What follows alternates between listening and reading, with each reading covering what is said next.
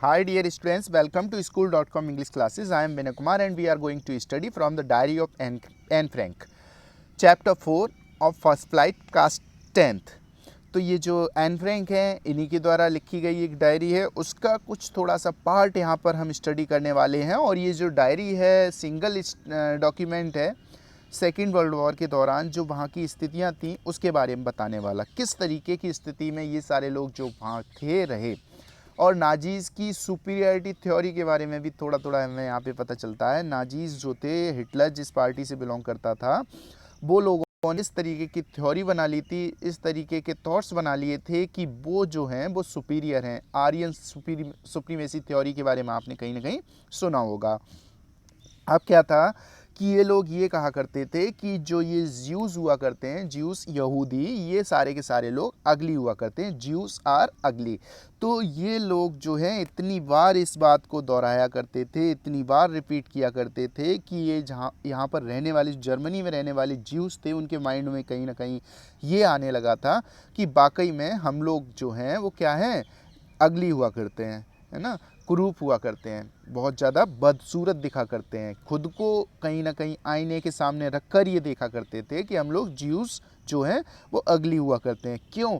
क्योंकि उसने जो था इस तरीके के प्रोपेगेंडास चलाए थे, इस तरीके के लोगों के माइंड को ब्रेन वॉश किया था, जैसे कि वो सही चीज़ को देख ही नहीं पाया करते थे। सबसे पहले जो हिटलर था, जब वो वहाँ पे सत्ता में आया था तो उसने सपने दिखाए लोगों को कि जर्मनी का हर परिवार, अब सोचो 1945 की बात है, हम लोग आज तक इस चीज़ के बारे में सोच रहे हैं कि इंडिया का हर परिवार 4 व्हीलर उनके पास होगी। तो ये जो सपना था 1945 में ही दिखा दिया गया था, है ना। तो किस तरीके का कोई सपना इंसान के दिमाग में छप जाया करता है और उसके हिसाब से ही सारे के सारे लोगों का समर्थन उसको मिल जाया करता है। तो ये जो सपना था उन लोगों को दिखा दिया, सत्ता में आया बहुमत के साथ, और उसने इतनी ज़्यादा अपनी डिक्टेटरशिप और ये सब कुछ किया कि ज्यूस को एक तरफ से मारना, कत्लेआम करना शुरुआत करवा दिया था। और ये उन्हीं ज्यूस में से एक ये भी थी एन फ्रैंक। इन्होंने बताया है कि जो उस टाइम पे जो स्थिति थी, उस टाइम की जो भयावह स्थिति थी जर्मनी में, वो ऐसी थी कि किसी के भी हृदय को, किसी के भी दिल को एकदम क्या कर देगी, दुख से भर देगी। बहुत ही ज़्यादा टेरिफिक कंडीशंस। तो आज हम पढ़ेंगे इसके बारे में, बहुत कुछ है जानने के लिए। देखिए, before you read, Annelies Marie Anne Frank, इनका नाम था पूरा। 12 जून 1929 फरवरी मार्च 1945 तक, कितनी छोटी सी एज इनकी थी बेचारी, और इतना बड़ा काम कर गई, इतना बड़ा काम कर गई कि दुनिया में शायद इनका नाम कभी भी जाने वाला है नहीं। तो अगर कोई भी चीज़ें पता करनी होगी सेकेंड वर्ल्ड वॉर के बारे में कि जर्मनी में क्या चल रहा था, तो इनकी डायरी को हमेशा ही प्रीफर किया जाएगा और ये जो है टॉप पर रहेंगी। तो देखते हैं कितने छोटे सी एज में, आप यहाँ से जिनकी समझ सकते हो। वॉज अ जर्मन, ये कहाँ जर्मन बॉर्न थी, ज्यूज गर्ल, है ना। तो ज्यूज आप समझ सकते हो कि अगर आप सीरिया वगैरह हो और कहीं पे आज के दौर में अंदाज़ा लगा सकते हो, वहाँ पर कोई एक ऐसा संगठन जो कि बहुत ही ज़्यादा डेंजरस, बिल्कुल उसी तरीके का, मान लो हिटलर को जैसे आज सीरिया में जो लाइन लाइन से लिटा के लोगों को गोलियों से भून दिया जाता है ना, वैसे ही वहाँ पे किया जाता था। जर्मनी में भी कॉन्सेंट्रेशन कैंप बनाए गए थे और इसके अंदर लोगों को जिंदा जला दिया जाता था, गैस से, वो भी इतनी भयंकर मौत दी जाती थी। तो उन सारी चीज़ों के बारे में इस डायरी में लिखा हुआ है। तो अगर वहाँ पर किसी सपोज़ ये पता चल जाए कि कोई तुम्हें जासूसी करने वाला है, या फिर मान लो कोई हिंदू आ गया है, कोई भी कुर्दिश हैं वहाँ पर, या फिर जो सुन्नी है, शिया हैं, अगर वो उनका एंटी पहुँच जाता है तो किस तरीके का बिहेव वो किया करते हैं आज के दौर में, वो आप कहीं ना कहीं थोड़ी बहुत वीडियोस आपने देखी होंगी, उसी तरीके का बिहेव इनके साथ किया जाता था उस टाइम पर। बहुत ही डेंजरस तरीके से इन्हें मारा जाता था, हर तरीके से इनके साथ टॉर्चर किया जाता था। तो इतनी छोटी सी एज में इन्होंने ये डायरी लिखी, इतनी पॉपुलर हो गई। जिस girl who wrote while in hiding with her family and 4 friends, ये तब इन्होंने लिखा था जब अपने 4 मित्रों और अपने परिवार के साथ ये रह रही थी in Amsterdam during the German occupation of the Netherlands in world war second. कब की बात है? जो जर्मन ऑक्यूपेशन था, German occupation of the Netherlands, Netherlands का इन्होंने जर्मन ने ऑक्यूपेशन कर लिया था, अपने उसमें ले लिया था इन वर्ल्ड वॉर सेकेंड की बात है। नीदरलैंड, हॉलैंड, है ना। Her family had move to Amsterdam after the Nazis gained power in Germany but were trapped when the Nazi occupation extended into the Netherlands. उनका परिवार जो था हैड मूव टू एम्स्टर्डम, कहाँ चला गया था? एम्स्टर्डम में। After the Nazis gain power in Germany, Nazis जो थे सत्ता में आ गए थे, पावर में आ गए थे, तो उनसे डरकर इनका परिवार जो था वो कहाँ चला गया था? आपने देखा। But were trapped when the Nazi occupation extended into the Netherlands, लेकिन क्या था भाई, ये बहुत तेज़ से तरक्की कर रहे थे, है ना।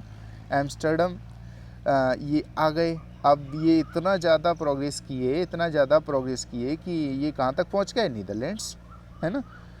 As persecutions against the Jewish population increased, the family went into the hiding in July 1942 in hidden rooms in her father Otto Frank's office building. अब क्या था, इनका कत्लेआम भैया जारी रहा, बहुत बुरी तरीके से ज्यूस को वहाँ पे मारा जाता रहा और इसकी वजह से इन लोगों को छिपना पड़ा, है ना। अगर जान को बचाना है तो छिपना तो पड़ेगा ही। The family went into hiding, अब ये क्या है, छिप गए थे। इन जुलाई 1942 की बात है। In hidden rooms in her father Otto Frank's office building, कहाँ पर छिप गए थे जाकर? इनके जो एन फ्रैंक के फादर की ऑफिस की जो बिल्डिंग थी उसमें कहीं जाकर ये छिप गए। कब की बात है? 1942 की। ओटो फ्रैंक इनके फादर का नाम था। After 2 years in hiding, the group was betrayed and transported to the concentration camp system where Anne died of typhus in Bergen-Belsen within days of her sister Margaret Frank. तो क्या था, after 2 years in hiding, 2 साल तक ये वहाँ पे छिप कर काटे इन्होंने। द ग्रुप वॉज बिट्रेड, इनके साथ क्या है, धोखा कर दिया गया। एंड ट्रांसपोर्टेड टू द, ये मतलब एक तरीके से देशद्रोही कुछ भी मान लो, and transported to the concentration camp. तो अब क्या था, कॉन्सेंट्रेशन कैंप वो जगह थी जहाँ पर लोगों को ले जाकर कत्लेआम किया जाता था, उन्हें मार दिया जाता, बहुत बुरी तरीके से यातनाएं देकर मारा जाता था। इन्हें वहाँ पर ले जाया गया, transported to the concentration camp system where Anne died of typhus, इन्हें टाइफस बीमारी हो गई और वहाँ पर एनी की डेथ हो जाती है। In Bergen Belsen with in days of a sister, Bergen Belsen में जब उनकी सिस्टर मार्गोट फ्रैंक जो थी, हर फादर ओटो, तो the only survivor of the group, केवल यही बचे हुए थे। तो ये ओटो फ्रैंक वहाँ पे रह गए थे। Return to Amsterdam after the war ended, और फिर ये जो थे कहाँ लौट कर आ गए थे, जब युद्ध खत्म हुआ था तो एम्स्टर्डम में।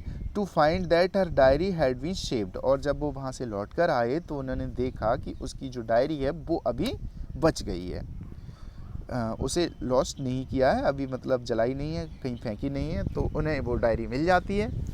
Convinced that it was a unique record, तो फिर जब वो पढ़ा करते हैं तो बड़े कन्विंस्ड हो जाते हैं, बहुत ही ज़्यादा संतुष्ट हैं कि ये तो एक बहुत ही ज़्यादा अद्वितीय रिकॉर्ड, बड़ी अद्वितीय जानकारी है। Took action to have it published, तो वो एक्शन में लाया करते हैं इसे, सोचते हैं कि इसे पब्लिश कराया जाना चाहिए।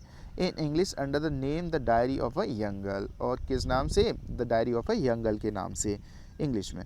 The diary was given to Anne Frank for her 13 birthday. अब ये, अब डायरी की बात कर लें, ये जो डायरी जिसमें ये सारा कुछ इसने वर्णन किया है, एन फ्रैंक ने सब कुछ लिखा है कि किस तरीके से इनके फैमिली के साथ टॉर्चर किया गया और बचे हुए यहूदीज़ के जो ज्यूस थे, यहूदी हुआ करते थे, उनके साथ किस तरीके से टॉर्चर किया जाता था, वो सारी की सारी जानकारी डिटेल्ड वे में इन्होंने लिखी हुई थी।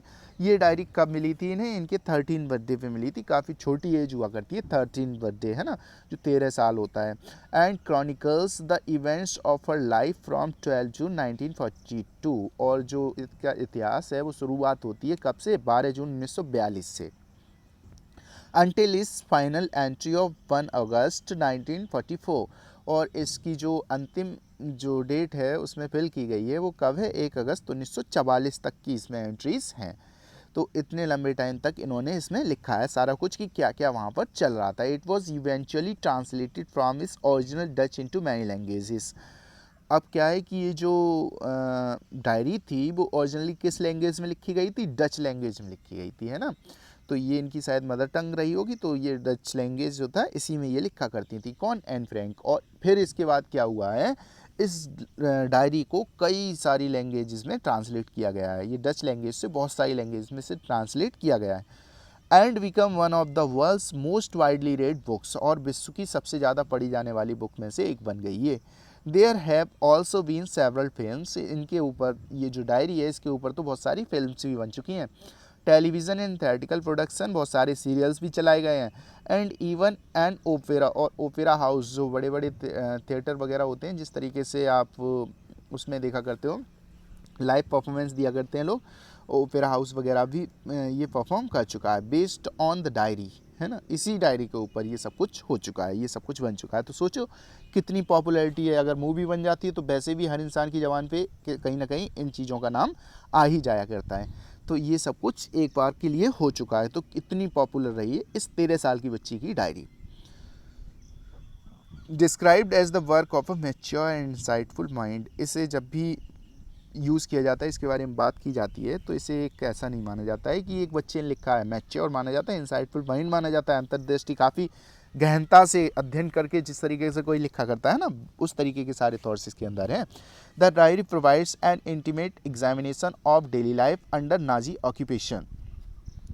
तो ये जो डायरी है वो intimate examination of daily life, बहुत ज़्यादा बारीकी से निरीक्षण परीक्षण किया गया है। उसमें जो डेली लाइफ है उसके बारे में सब कुछ लिखा गया है। अंडर नाजी ऑक्यूपेशन की उस दौरान की जो लाइफ थी, उस दौरान जो जीवन था, नाजी ऑक्यूपेशन, नाजियों के अंडर में जब ये यहूदीज़ रहा करते थे तो किस तरीके से वो जीवन व्यतीत किया करते थे, किस तरीके से अपने जीवन को सर्वाइव कर पाते थे वहाँ पे, ये सारी चीज़ों की जानकारी, डे टू डे लाइफ की जानकारी इस डायरी के अंदर है। Anne Frank has become one of the most renowned and discussed of the Holocaust victims. क्या है कि ये जब भी हॉलोकॉस्ट विक्टिम की बात की जाती है, ये जो नाजीज़ का जो कत्लेआम, नाजीज़ के द्वारा कत्लेआम किया गया था इंसाई, और उसमें जो लोग भी विक्टिम बने थे, शिकार हुए थे उनके, इस चीज़ के बारे में ये सारी चीज़ों की चर्चा की जाती है जब जब, तो किसकी बात की जाती है? इस डायरी की बात हुए बिना नहीं रह सकती। कंप्लीट इस डायरी से ही हुआ करता है। तो ये आपके लिए एक एक्टिविटी दी गई है और इसे आपको कंप्लीट करना है। Do you keep a diary, ये सारा कुछ देख लीजिएगा।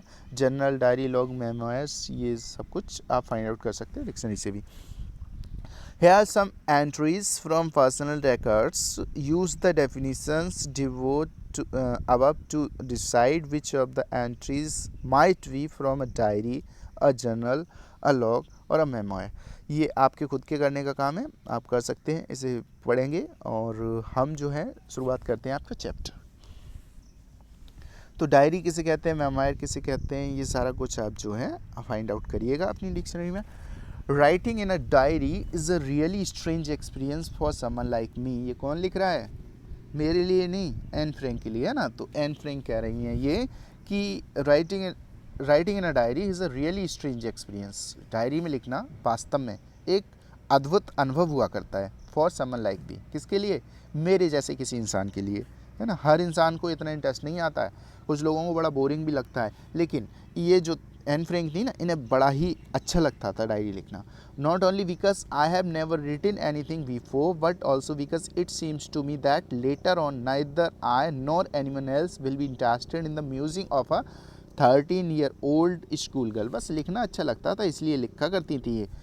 केवल not only because I have never written anything before, मुझे इसलिए लिखना अच्छा नहीं लगता है, बहुत ज़्यादा अच्छा लगता है ना, तो इसलिए अच्छा नहीं लगता था क्योंकि इन्होंने पहले कभी लिखा नहीं था। But also because it seems to me, कहीं ना कहीं मुझे ऐसा प्रतीत होता था दैट लेटर ऑन, बाद में अगर कभी लिख लूँगी, मैं इस डायरी को कंप्लीट कर लूँगी, तो बाद में क्या होगा, neither I nor anyone else will be interested in the musings of a 13-year-old girl.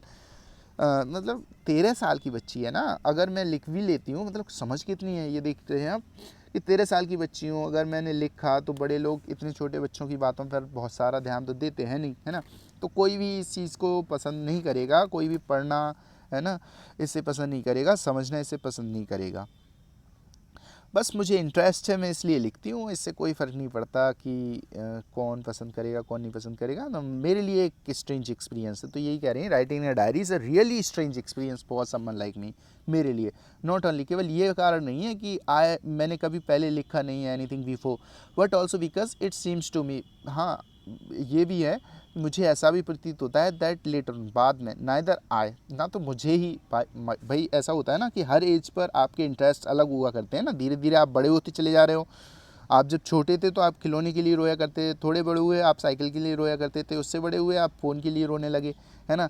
आप इससे बड़े हो गए आप गाड़ी या फिर और कुछ ऐसा है ना। तो अकॉर्डिंग टू द एज आपके इंटरेस्ट वेरीज करते हैं, अलग अलग बन जाया करते हैं। तो वही हो रहा है, ये सोच रही खुद भी कि आज मैं इस डायरी को बड़ी चाव से लिख रही हूँ, बड़ी इंटरेस्टेड हूँ, और हो सकता है थोड़ी बड़े होने के बाद जो थॉट्स इसमें लिखे हों वो खुद मुझे पसंद ना आए, है ना। और दूसरे लोगों की तो कहने की बात ही क्या है, और बड़े लोग तो इसे पसंद करेंगे ही क्यों। तो ये सोच सोच कर ये इसमें फिर भी लिखना पसंद था तो लिख रही थी, कोई बात नहीं है। It seems to me that later on neither I nor anyone else will be interested in the musings of a 13-year-old school girl. तो 13 साल की स्कूल गर्ल की डायरी को पढ़ना कोई शायद पसंद ना करे। ओह वेल, इट डजेंट मैटर, लेकिन इससे मुझे क्या फ़र्क पड़ता है ना। कोई बात नहीं है, मुझे लिखना पसंद है ना, बस मैं इसलिए लिखूँगी। आई फील लाइक राइटिंग, मुझे लगता है कि मुझे लिखना चाहिए। And I have an even greater need to get all kinds of things off my chest. और मैं क्या है, सबसे बड़ी चीज़ तो ये रही डायरी लिखने की कि मेरे हार्ट के अंदर जो भी चीज़ें आ रही, मेरे माइंड के अंदर जो कुछ भी चीज़ें आ रही, मैं अपना दिल खोल के रख देना चाहती हूँ इस डायरी के सामने, है ना। जो भी मेरे अंदर आने वाली चीज़ें हैं वो सारी की सारी मैं बाहर निकाल देना चाहती हूँ। ये कारण है डायरी लिखने का, है ना। मेन रीज़न ये रहा है। I feel like writing and I have an even greater need, और मुझे बहुत ज़्यादा आवश्यकता है to get all kinds of things off my chest, कि मैं अपने सीने से सारी चीज़ें खोल कर निकाल कर इसके ऊपर रख दूँ। Paper has more patience than people. क्यों क्यों अपने अंदर, अपने हार्ट के अंदर, अपने दिल के अंदर जो चलने वाली बातें हैं वो सारी की सारी पेपर पे उतारना चाह रही हैं। तो क्यों उतारना चाह रही हैं, क्योंकि आप सपोज़ कुछ आपकी बेवकूफ़ी भरी बातें भी हुआ करती हैं। अब छोटी सी बच्ची है और अपने छोटे बच्चे जो होते हैं बहुत सारी बातें किया करते हैं। अब मान लो ये अपना समझ रही है कि क्योंकि खुद भी तो एक्सपीरियंसड है, कहीं ना कहीं छोटे बच्चे जो होते हैं मम्मी पापा से बात करते हैं, बार बार बुलाते हैं, किसी भी चीज़ को समझाने की कोशिश करते हैं, तो हम लोग क्या कह दिया करते हैं कि अरे चलो ठीक है, तुमने आप जाना है, हमें ये बहुत लंबी टाइम से पता है, ठीक है, हमारा सिर मत खाओ। तो ये सारी चीज़ें कहकर हम बच्चों को टाल दिया करते हैं। बार बार बुलाते हैं तो कहते हैं हाँ ठीक है, थोड़ा बहुत ध्यान दिया, नहीं दिया।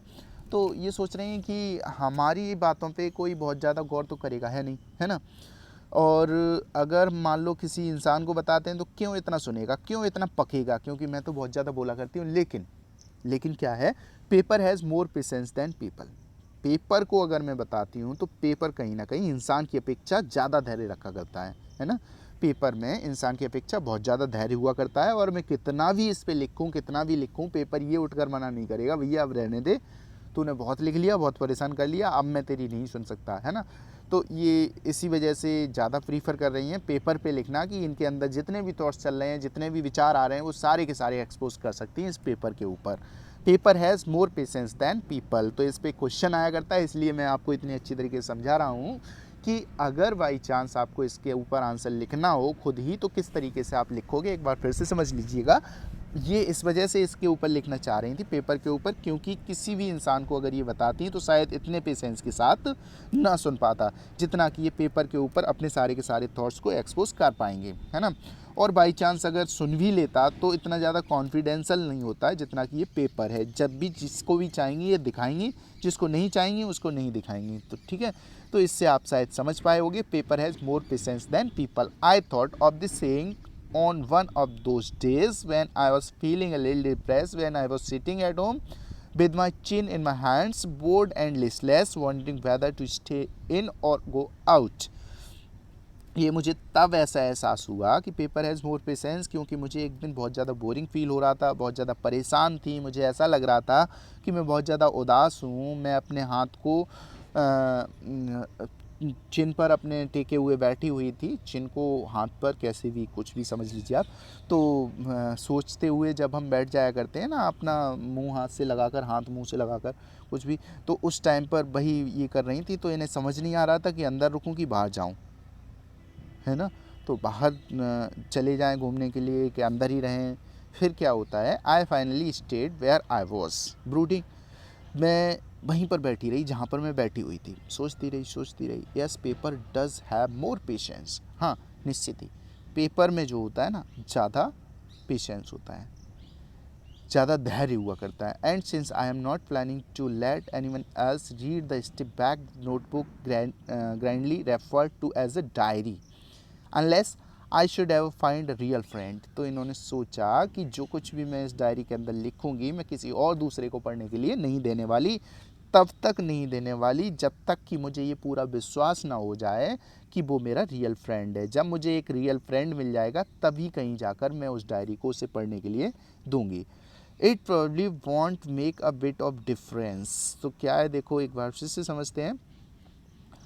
Yes, paper does have more patience and since I am not planning to let anyone else read। तो देखो पेपर में तो बहुत पेशेंस होता है, मैं लिखने वाली हूँ, सब कुछ वो समझ जाएगा, और वैसे भी मैं किसी को ये पढ़ने देने के लिए तैयार नहीं हूँ। मैं नहीं चाहती कि मेरी ये वैसे भी कोई जो पढ़े क्या चीज़। दिस स्टेप बैक नोटबुक, जो कड़े बैक वाली, जो पीछे के साइड पे कड़ा सा पट्टा वगैरह लगा होता है ना, वो वाली नोटबुक, जिसे अगर शानदार तरीके से कहें तो इससे क्या कहा जाता है, डायरी नाम दिया जाता है। Unless I should ever find a real friend, मैं तब तक इसे किसी को नहीं देने वाली जब तक कि मुझे एक रियल फ्रेंड ना मिल जाए। इट प्रॉब्ली, संभवतः ये हो सकता है, won't make a bit of difference, कोई बहुत ज़्यादा फ़र्क नहीं पड़े। Now I am back to the point, अब मैं मुख्य मुद्दे पर आती हूँ। That prompted me to keep a diary, जिसने मुझे प्रेरित किया है किस काम को करने के लिए, एक डायरी रखने के लिए इन द फर्स्ट प्लेस, है ना। मैंने मित्र से भी ज़्यादा प्रीफर किसे किया है, एक डायरी को। फर्स्ट प्लेस पे मैंने किसको रखा है, डायरी को।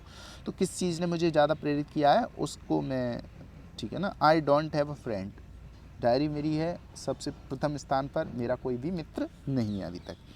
Let me put it more clearly, मैं तुम्हें थोड़ा सा और स्पष्ट तरीके से बताना चाहती हूँ। Since no one will believe that a 13-year-old girl is completely alone in the world. तो ये डायरी के ऊपर लिख रही हैं कि शायद ये सुनकर किसी को विश्वास ना हो कि एक 13 साल की लड़की इस इतने बड़े संसार में बिल्कुल अकेली है। एंड आई एम नॉट, अगर वास्तव में देखा जाए तो मैं अकेली नहीं हूँ, लेकिन मैं अकेली हूँ, है ना, पूरी तरीके से अकेली हूँ। I have loving parents and a 16-year-old sister and they are about 30 people I can call friends. मैं अकेली नहीं हूँ अगर इस हिसाब से देखा जाए तो, क्योंकि कोई भी अकेला नहीं हो सकता है, ये पूरा का पूरा संसार उसके साथ होता है ना। तो इस हिसाब से तो अकेली नहीं हूँ। मेरे मम्मी पापा हैं, मेरे एक 16 साल की प्यारी सी बहना है, and there are about 30 people, और लगभग 30 ऐसे लोग हैं जिन्हें मैं क्या बुला सकती हूँ, किस नाम से कॉल कर सकती हूँ, फ्रेंड्स कह सकती हूँ मैं, है ना। कहने के लिए मेरे क्या हैं, 30 फ्रेंड्स हैं। आई हैव अ फैमिली, मेरा एक परिवार है। लविंग आंट्स, एक प्यारी सी वो चाची हैं। एंड गुड होम, और एक अच्छा सा घर भी है। No, on the surface I seem to have everything. अगर ऊपर ऊपर से देखा जाए तो शायद ऐसा कुछ नहीं लगता कि मेरे पास कुछ ना हो, है ना। ऐसा लगता है सब कुछ है मेरे पास, except my one true friend. केवल और केवल एक चीज़ की कमी है, और वो कौन है, मेरा एक सच्चा मित्र। सच्चे मित्र को छोड़कर सब हैं। All I think about when I am with friends is having a good time. तो ऑल आई थिंक अबाउट, जो कुछ भी मैं सोचा करती हूँ जब भी मैं अपने मित्र के साथ हुआ करती हूँ, तो एक अच्छे समय व्यतीत करने की। I can't bring myself to talk about anything but ordinary everyday things.